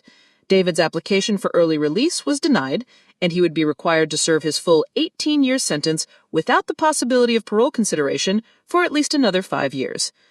The board cited his lack of genuine remorse, his continued minimization of the impact of his crimes on victims, and the sophisticated nature of his criminal enterprise as factors that indicated he remained a significant threat to public safety. As David was escorted back to his cell, he turned to look at me one final time, and I saw in his eyes the same calculating assessment that I now recognize had been present throughout our entire relationship. Even after years of incarceration, even facing the reality of spending the remainder of his productive adult life in prison, he was still evaluating me as a problem to be solved rather than as a human being deserving of respect and consideration. That look confirmed everything the parole board had concluded about his unsuitability for release and reinforced my conviction that justice had been served appropriately. Sam Williams had been released from federal prison 6 months earlier after serving her full 15-year sentence, but her freedom came with restrictions that effectively ended her criminal career permanently. She was required to report to probation officers weekly, was prohibited from accessing the internet without supervision, and was forbidden from traveling outside the continental United States without explicit judicial approval. Most significantly, she was required to pay monthly restitution payments that would continue for the remainder of her life, ensuring that her victims would continue to receive compensation for their losses long after her incarceration had ended. Christina's intelligence network had tracked Sam's post-release activities carefully, and the reports indicated that she was working as a night shift cleaner in a Las Vegas casino, living in a studio apartment that consumed most of her income, and struggling with the social isolation that resulted from her criminal history and ongoing legal restrictions. The woman who had once traveled internationally coordinating sophisticated fraud operations was now reduced to menial labor under constant surveillance, a dramatic fall that served as a powerful deterrent to others who might consider similar criminal activities. The success of my legal case had attracted attention from law enforcement agencies around the world, and I had been invited to serve as a consultant on similar cases involving domestic violence, financial fraud, and international criminal conspiracies.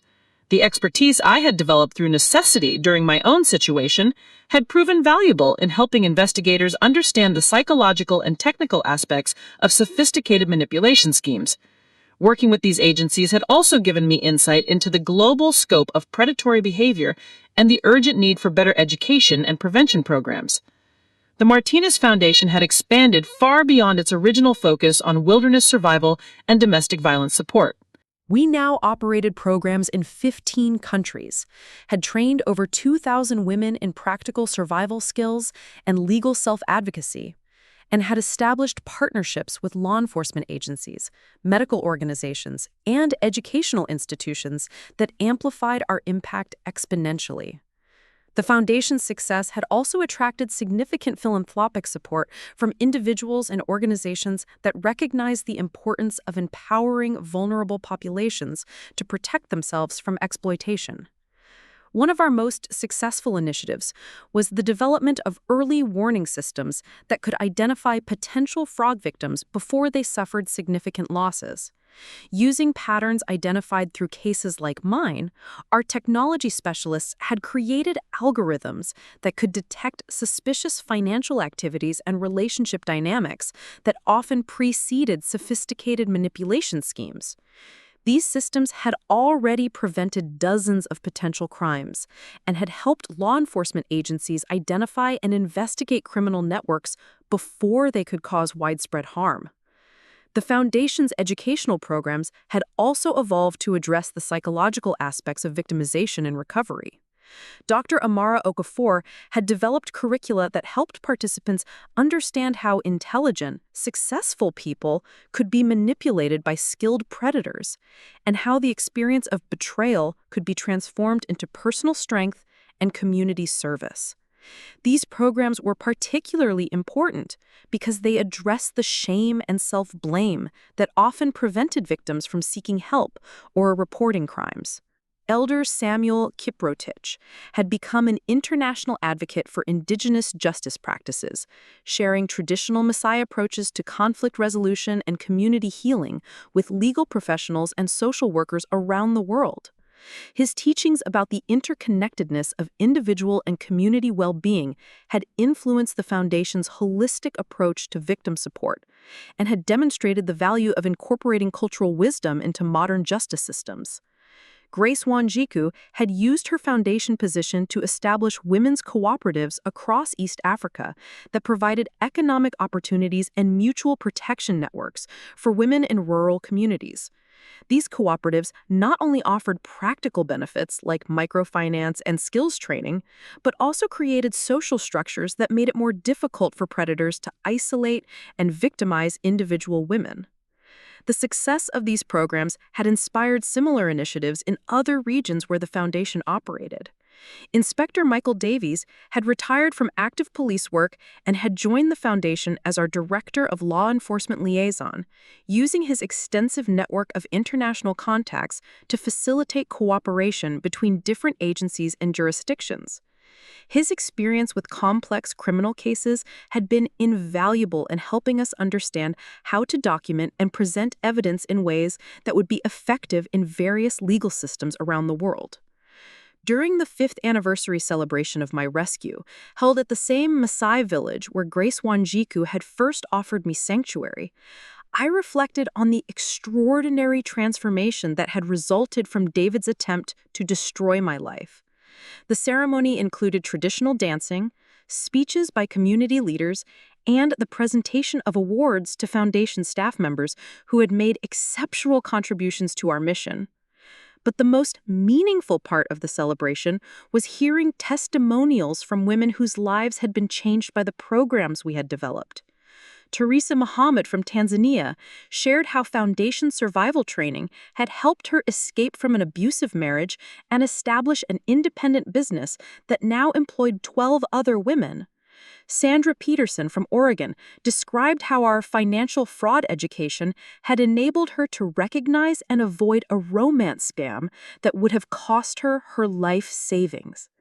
Elena Vasquez from Colombia explained how our legal advocacy program had helped her successfully prosecute a domestic violence case that local authorities had initially dismissed as a private family matter.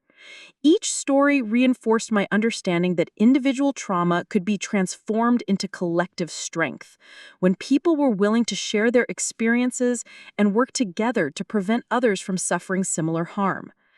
The Foundation had become much larger than my personal quest for justice. It had evolved into a global movement that empowered people to protect themselves and their communities from predatory behavior while providing comprehensive support for those who had already been victimized. As the celebration continued into the evening, I found myself in conversation with Dr. James Mitchell, the international attorney who had coordinated the legal aspects of my case and who had since become one of the Foundation's most trusted advisors. We discussed the broader implications of my experience and the lessons it offered for addressing similar criminal networks in the future. Dr. Mitchell observed that the success of our case had established important legal precedents for prosecuting international fraud conspiracies and had demonstrated the effectiveness of victim-centered approaches to criminal justice. Your survival and your response to David's betrayal have created ripple effects that extend far beyond your individual situation, Dr. Mitchell explained. The legal strategies we developed, the investigative techniques Christina pioneered, the international cooperation protocols we established, and the support programs you created have all become models for addressing similar cases around the world. David intended to eliminate a problem, but instead he inadvertently catalyzed a movement that has made life significantly more difficult for people who engage in his type of criminal behavior. Standing under the African stars that had witnessed my darkest moments and my ultimate triumph, I felt a profound sense of completion that went beyond simple satisfaction with David's imprisonment or even pride in the Foundation's achievements. The experience of betrayal, survival, and recovery had revealed fundamental truths about human resilience and the possibility of transforming personal pain into purposeful action that benefits others. David tried to reduce me to a victim who would disappear quietly. But instead, he created an advocate whose voice would carry across continents and generations. My father, Miguel Martinez, taught me that the most successful business ventures were those that solved real problems for real people while creating value that extended beyond immediate financial returns. The Martinez Foundation embodied those principles by addressing genuine human needs through practical programs that produced measurable results for participants and communities. The Foundation's work honored my father's memory in ways that went beyond simply preserving the money he had left me. It used his legacy to create opportunities and protection for people who faced similar challenges to those I had overcome.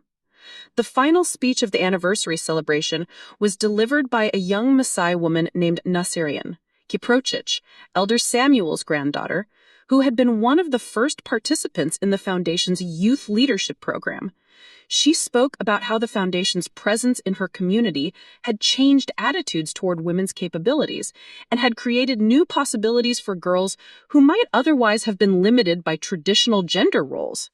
Her confidence and articulation were powerful demonstrations of the Foundation's impact on the next generation of leaders. The woman who came to our village 5 years ago was broken and afraid, Nasirian said, gesturing toward me with respect and affection. But she showed us that being broken is not the same as being defeated, and that the greatest strength sometimes comes from the deepest pain. She taught us that when someone tries to destroy you, you can choose to become someone they never expected you to become. The foundation she built from her suffering has given hope and power to thousands of women who might otherwise have remained victims forever. As the celebration concluded and I prepared to return to Portland the following day, I took one final walk through the village where my new life had begun. The paths that had seemed so foreign and threatening during my desperate arrival now felt like familiar territory that had shaped my understanding of community, resilience, and the importance of mutual support in facing life's challenges. The people who had welcomed a stranger in distress had become family members whose wisdom and strength continued to influence my work around the world. The transformation that had begun with David's betrayal was now complete, but the work it had inspired would continue for decades to come. Every woman who learned to trust her instincts about dangerous relationships, every victim who found the courage to seek justice, every community that developed better protection systems for vulnerable members was part of David's unintended legacy. He had tried to create a perfect crime that would eliminate all witnesses and consequences. But instead, he had created a movement that would outlive everyone involved in the original conspiracy.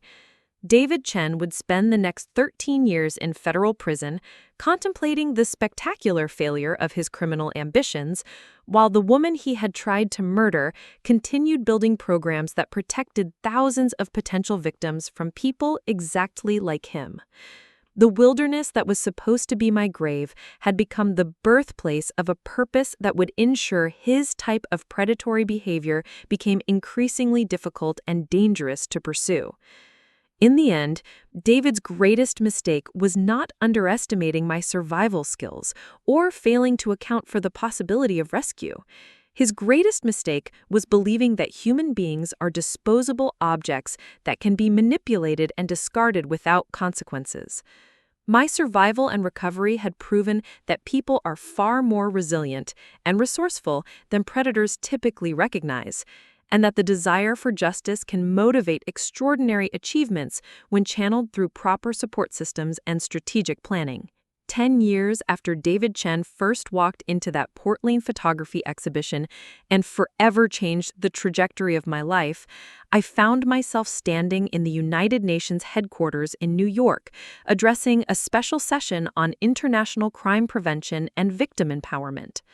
The assembly hall was filled with delegates from over 100 countries, law enforcement officials, legal experts, and advocates from around the world who had gathered to discuss new approaches to combating sophisticated criminal networks that exploited trust and intimacy to perpetrate financial crimes and violence against vulnerable populations. The woman delivering that keynote address bore little resemblance to the naive photographer who had once believed that love meant accepting whatever treatment someone chose to give you. Years of building the Martinez Foundation, testifying in dozens of criminal cases, and working with thousands of survivors had forged me into someone comfortable wielding influence on the global stage. My presentation that day focused on the systematic patterns that characterize predatory relationships and the importance of early intervention programs that could prevent victimization before it occurred. During my speech, I shared statistics that demonstrated the massive scope of the problem we were addressing.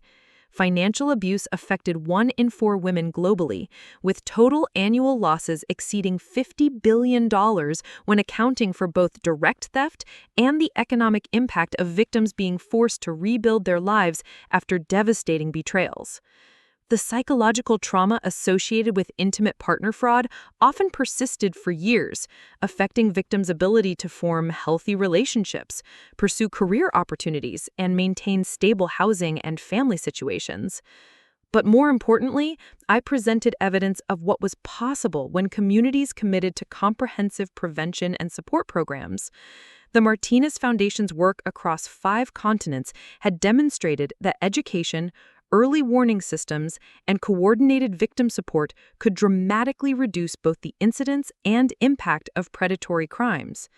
Countries that had implemented our recommended protocols had seen 40% reductions in reported financial abuse cases and significantly improved prosecution rates for perpetrators who were caught and charged.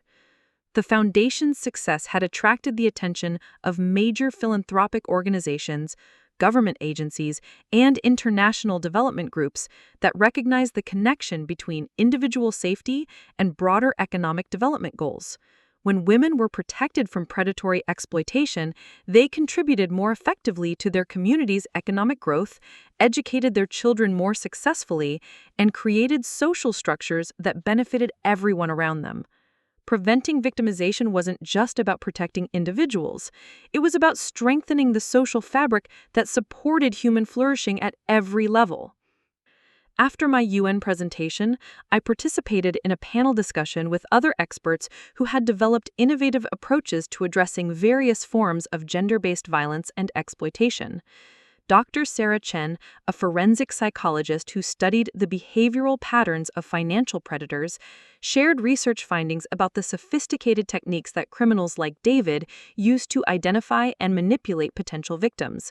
Her work had contributed to the development of screening tools that financial institutions and law enforcement agencies could use to recognize suspicious relationship dynamics before they escalated to criminal levels. Professor Angela Martinez, a legal scholar who specialized in international cooperation frameworks, discussed the complex jurisdictional challenges that often allowed criminals to escape consequences by moving across borders or conducting operations in countries with different legal systems. Her research had influenced the development of new treaties and cooperation agreements that made it easier for law enforcement agencies to coordinate investigations and prosecutions of international criminal networks.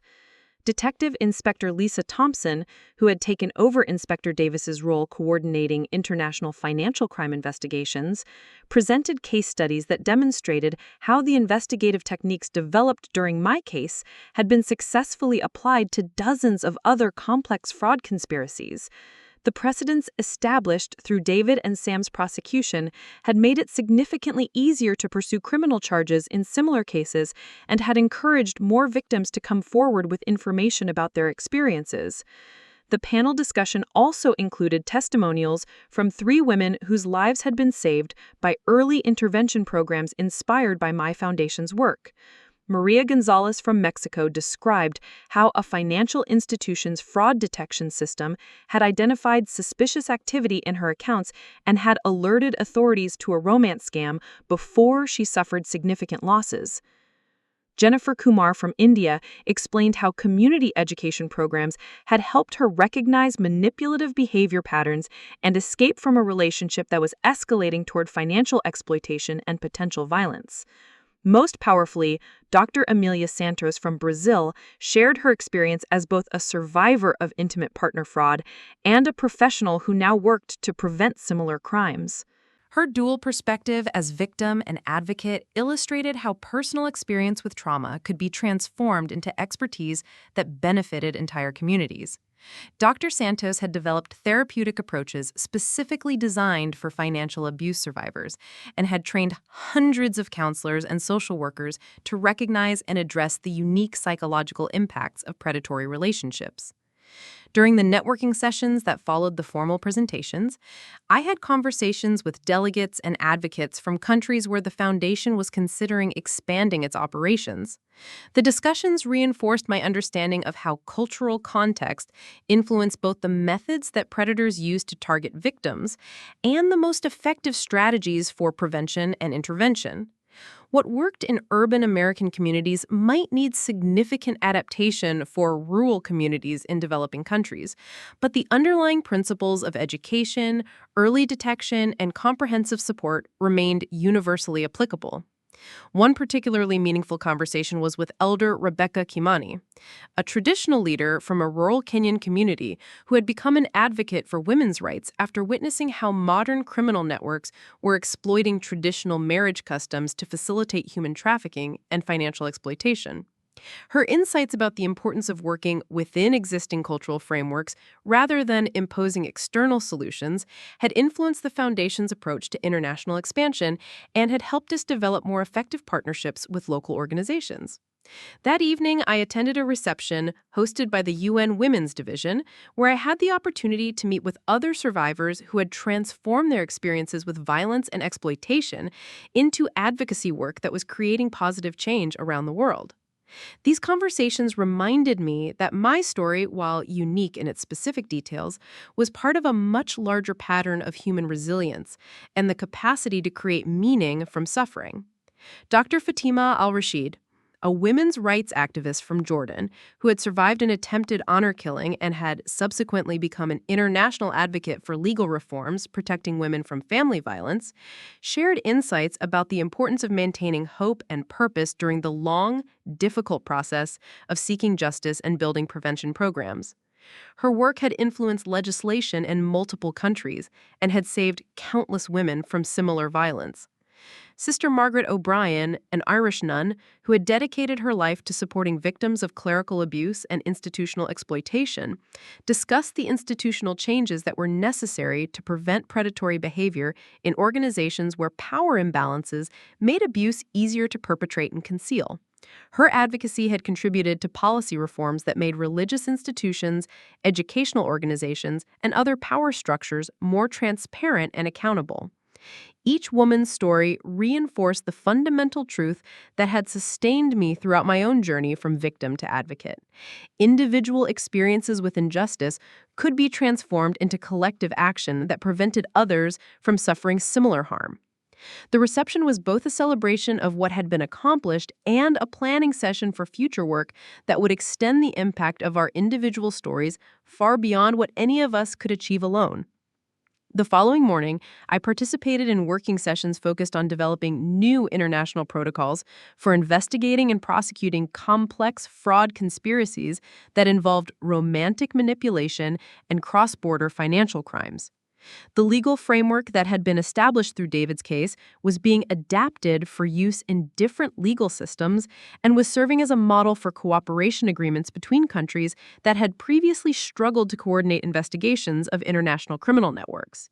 These technical discussions might have seemed far removed from my personal experience of survival in the Kenyan wilderness, but they represented the practical implementation of lessons learned through that traumatic experience.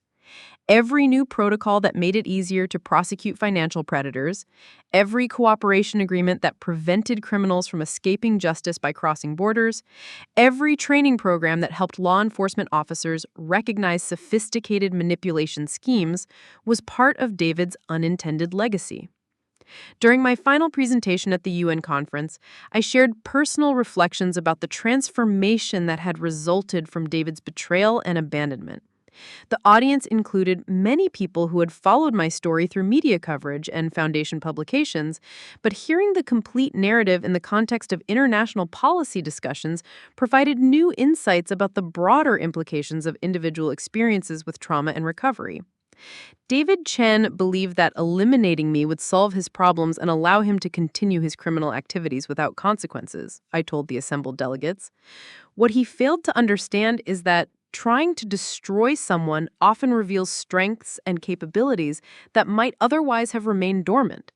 His betrayal forced me to discover resources I never knew I possessed and motivated me to build support systems that have now helped thousands of other people in similar situations. I concluded my presentation by challenging the international community to think beyond traditional approaches to crime prevention and victim support. Rather than simply responding to criminal activity after it had already caused harm, we needed to invest in education, early detection, and community empowerment programs that could prevent victimization before it occurred. The cost of prevention was always lower than the cost of recovery, both for individual victims and for the communities that were affected by criminal activity. The standing ovation that followed my presentation was gratifying, but more importantly, the conference resulted in concrete commitments from multiple countries to implement foundation-inspired programs and to provide funding for international expansion of prevention and support services. The UN Women's Division agreed to provide ongoing coordination support for implementing new protocols and sharing best practices between different regions and legal systems. As I prepared to return to Portland after the conference, I reflected on how far I had traveled from the woman who had once trusted David's promises about lifetime partnership and shared adventures.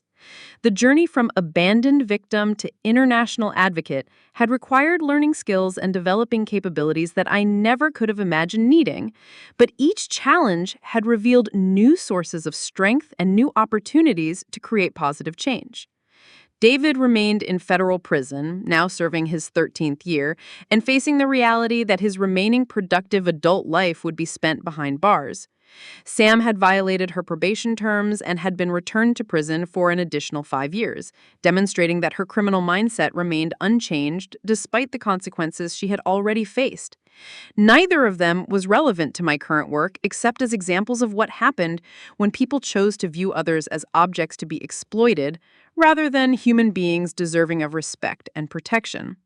The Martinez Foundation had evolved far beyond my original vision, with programs operating on every continent and partnerships with organizations that amplified our impact exponentially.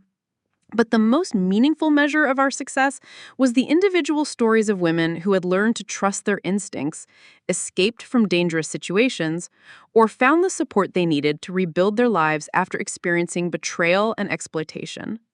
Up next, you've got 2 more standout stories right on your screen. If this one hit the mark, you won't want to pass these up. Just click and check them out.